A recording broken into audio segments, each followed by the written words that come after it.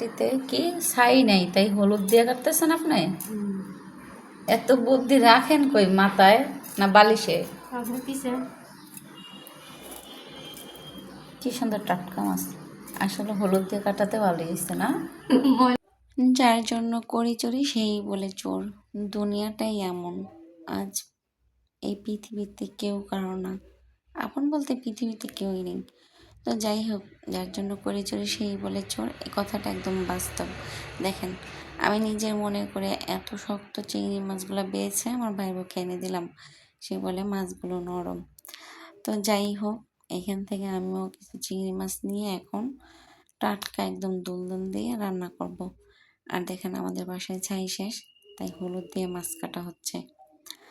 তো কথা বলতে বলতে আমি কিচেনে চলে আসছিলাম কিছু চিংড়ি মাছ নিয়ে, সামান্য একটু ধুন্দুল দিয়ে, একদম টাটকা ধুন্দুল দিয়ে সুন্দর করে আমার মতো করে একটু তরকারি রান্না করে নিয়ে নিলাম আমার জন্য।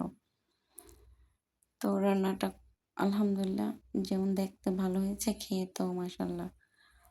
আর এইখানে হচ্ছে আমাদের গ্রাম্য পরিবেশের যেইভাবে আর কি শুটকির ভর্তা বানায়, যারা শুটকির লাভার তারা এইভাবে বানায় খাইয়া দেখতে পারেন। সত্যি খুব মুখে লেগে থাকার মতো একটা ভর্তা। তো আমি আমাদের গ্রামে যেভাবে আমার মায়ের হাতে বানানো ভর্তা আমরা খাইছি আর কি, ওইভাবে বানাবো আজকে। এই যে তা গরম করে এটাতে লবণ দিয়ে দিলাম, যেহেতু তেল দিব না, লবণটা দিলে শুটকিটা আস্তে আস্তে উঠবে আর শুকনো একদম মচমচা ভাজা হবে। আমার মা এইভাবেই বানায় গ্রামে। আমাদের গ্রামে আর কি আমরা যেমন শহরে এই রসুন পেঁয়াজ কাঁচামরিচ শুটকি তেলে ভাজি, ওইটা হয় না আর কি। তো এই যে মচমচা করে শুটকিটা একদম ভেজে নিলাম। আর এই শুকনা লাল মরিচ মানে চুলার তাওয়ার মধ্যে দিয়ে পরে আবার ওইটা দিব, একটু মচমচা করে নিচ্ছি। আর এই যে বিলাতি ধনিয়া পাতা যাকে বলে দিচ্ছি। আর এই ভর্তার মূল উপাদানই হচ্ছে এই যে আদু, মানে ছাঁচা ছাঁচা পেঁয়াজ। এই পেঁয়াজটা এই ভর্তার মধ্যে মানে নলায় নলায় কামড়ে পড়বে, খেতে মানে কি বলবো, সেই রকম স্বাদ আলহামদুলিল্লাহ।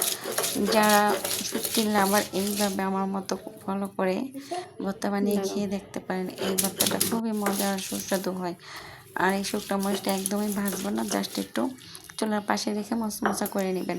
মানে শুকনো মরিচটা একদম ভাজা ছাড়া, জাস্ট সব কিছু ভাজা ছাড়া শুধু শুটকিটা ভালো করে লবণ দিয়ে এইভাবে উল্টে পাল্টে মচমচা করে ভেজে নেবেন।